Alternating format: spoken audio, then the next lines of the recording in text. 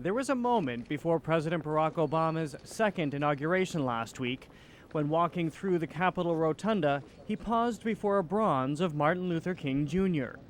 The artist who created it is 90-year-old Boston native John Wilson. I didn't want to make a simple photographic copy. I wanted to try to get these feelings and ideas that made him what he was. Wilson created his King sculpture and a series of commemorative portraits in the 1980s and 90s.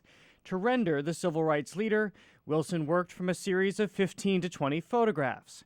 Chiefly, though, he worked from his own impressions. He was a man who had ideas about the world that he was trying to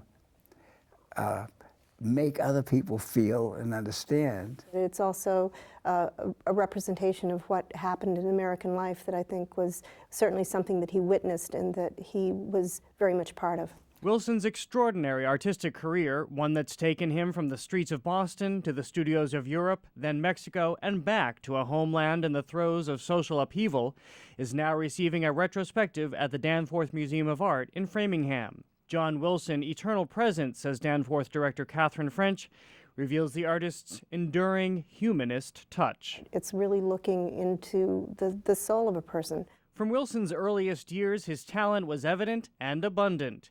He captured life on the street in his native Roxbury.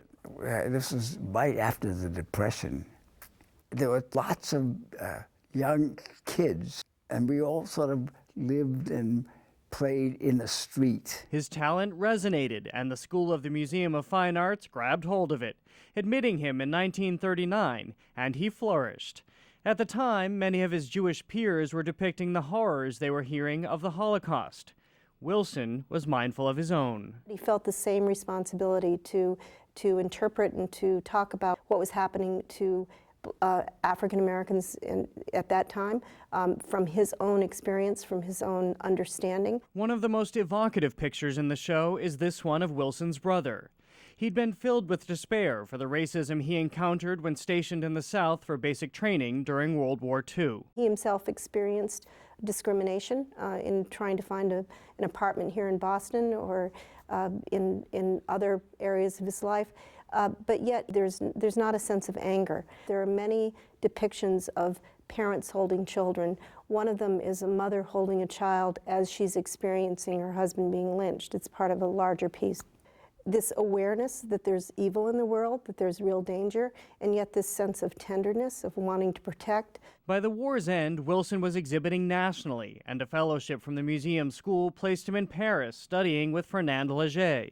It was the age of Picasso and the art of the new. He opened up a whole way of using materials, paints and colors and whatnot. Primary colors as a kind of directness to them. From Paris, he journeyed to Mexico, working with muralists and giving his work a political charge, before returning to the States and eventually to Boston. He continues to create today and has partnered with master printer James Stroud on a series of prints from the evolving King portraits to illustrations of writer Richard Wright's stories. I'm overwhelmed by the intensity of his vision in terms of social justice, and I'm equally overwhelmed by the extraordinary skill and draftsmanship like I've never seen before. And all with a dogged consistency that took this 17-year-old, bursting with talent, into the human condition, across the globe, and into the most prestigious realms. What is it like to see this whole span of your work here at the Danforth Museum? I get a tremendous sense of nostalgia, which is fascinating, seeing all of these pieces that I struggled over years ago.